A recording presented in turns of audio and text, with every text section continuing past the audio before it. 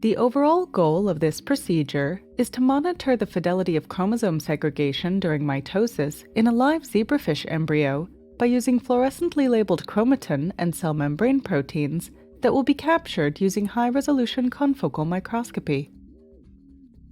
This method can help answer key questions in the mitosis field, such as how do mitotic defects result in a developmental defect or tumor formation in a live vertebrate organism.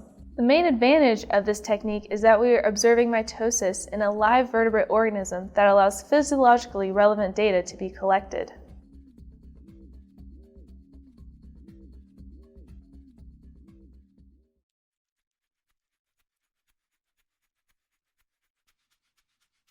After breeding adult zebrafish and injecting eggs with H2AF ZEGFP and/or PCS2M cherry cax RNA, approximately 2 hours before imaging, use a fluorescent dissecting microscope to identify GFP-positive embryos.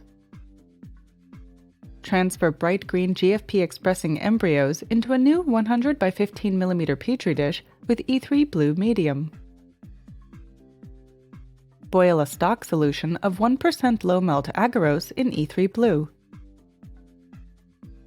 Aliquot 3 ml of the melted agarose into a 17 by 100 mm culture tube.